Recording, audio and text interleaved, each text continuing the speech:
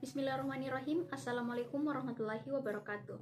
Di kesempatan kali ini, kami akan mempresentasikan tugas ujian akhir semester mata kuliah Teori Arsitektur. Kami dari kelompok 7 akan membawakan materi yang berjudul Konservasi Arsitektur. Sebelum itu, perkenalkan nama saya Najatul Hikmah dengan nomor NIM 21021 1500007. Poin yang pertama yaitu pengertian konservasi. Konservasi arsitektur adalah penyelamatan suatu objek atau bangunan sebagai bentuk apresiasi pada perjalanan sejarah suatu bangsa, pendidikan dan pembangunan wawasan intelektual bangsa antar generasi, termasuk upaya konservasi bangunan kuno dan bersejarah, peningkatan nilai-nilai estetis dan historis dari sebuah bangunan bersejarah sangat penting untuk menarik kembali minat masyarakat untuk mengunjungi kawasan atau bangunan tersebut. Sebagai bukti sejarah dan peradaban dari masa ke masa, upaya konservasi bangunan bersejarah dikatakan sangat penting. Selain itu, menjaga nilai-nilai sejarah dari bangunan. Dapat pula menjaga bangunan tersebut untuk bisa dipersembahkan kepada generasi mendatang. Konservasi di Indonesia. Bangsa Indonesia adalah bangsa yang akan sejarah dan budaya. Tentunya tidak sedikit bangunan bersejarah yang menyimpan cerita-cerita penting dan tersebar di seluruh penjuru Indonesia. Bahkan hampir di setiap daerah mempunyai bangunan bersejarah yang dijadikan sebagai identitas dari daerah tersebut. Namun menurut yang dikemukakan oleh Budi Harjo 1985, bahwa arsitektur dan kota di Indonesia saat ini banyak yang menderita sesak nafas. Bangunan-bangunan kuno bernilai sejarah dihancurkan dan ruang-ruang terbuka disulut menjadi bangunan. Padahal menghancurkan bangunan kuno bersejarah sama halnya dengan menghapuskan salah satu cermin untuk mengenali sejarah dan tradisi masa lalu.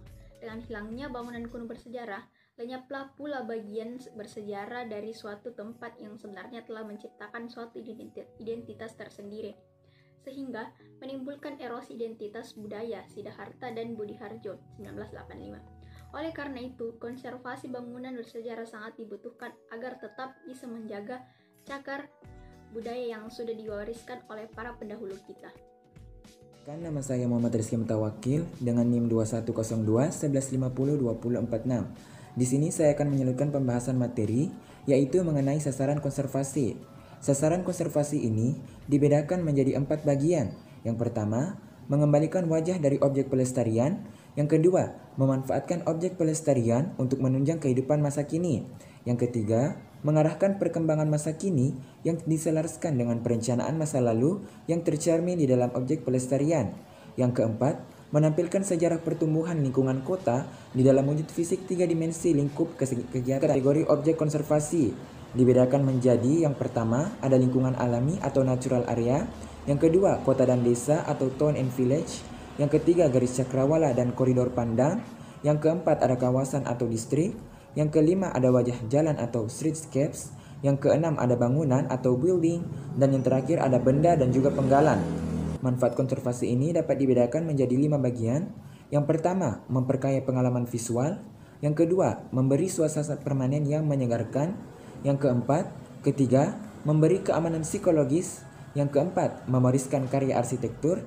Dan yang terakhir, aset komersial di dalam kegiatan wisata internasional.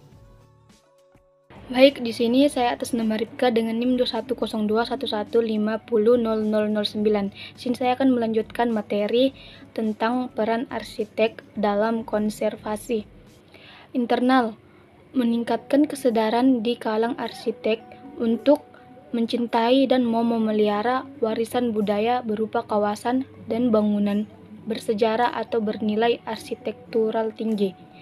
Meningkatkan kemampuan serta penguasaan teknis terhadap jenis-jenis tindakan pemugaran kawasan atau bangunan terutama teknik adaptive ratio. Merupakan melakukan penelitian serta dokumentasi atas kawasan atau bangunan yang perlu dilestarikan. Eksternal, memberi masukan kepada Pemda mengenai kawasan-kawasan atau bangunan yang perlu dilestarikan dari segi arsitektur. Membantu Pemda dalam menyusun rencana tata ruang untuk keperluan pengembangan kawasan yang dilindungi. Membantu Pemda dalam menentukan fungsi atau penggunaan baru bangunan-bangunan bersejarah atau bernilai arsitektural tinggi yang fungsinya sudah tidak sesuai lagi.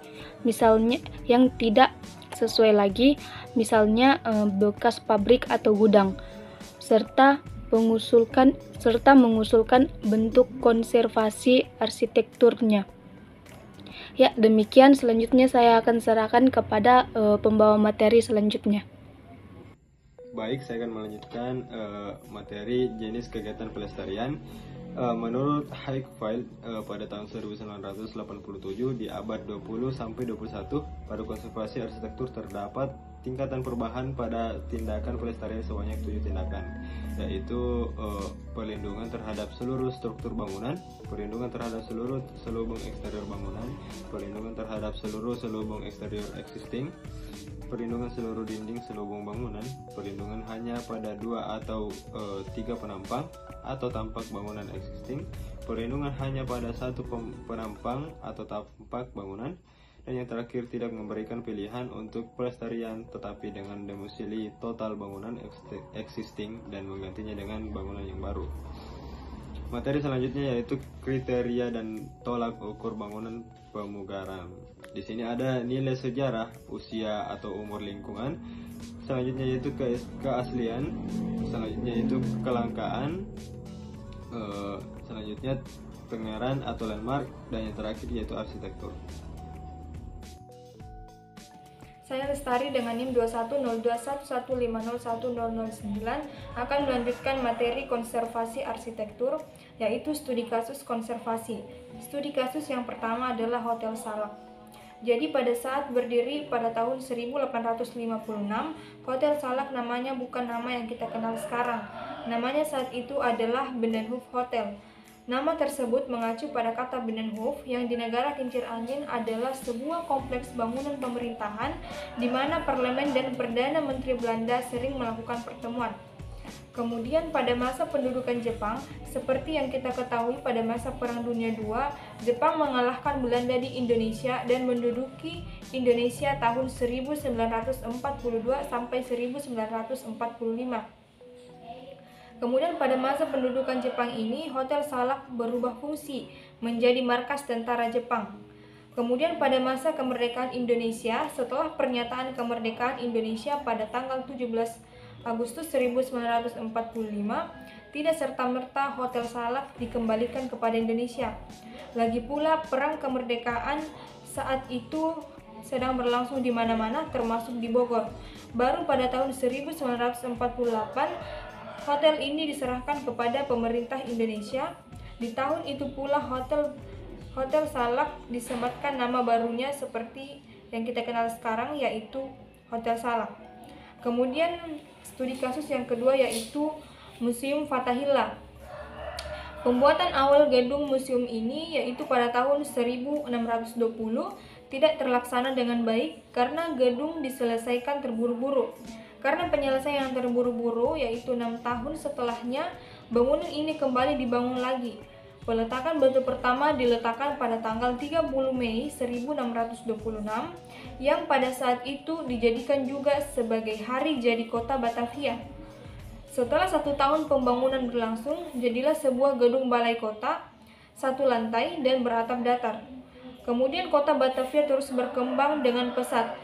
Hingga akhirnya pada tahun 1706, rencana untuk mengganti gedung balai kota Batavia yang dianggap sederhana dan terlalu kecil dengan bangunan yang lebih merepresentasikan kota yang termasyhur dan kaya seperti Batavia.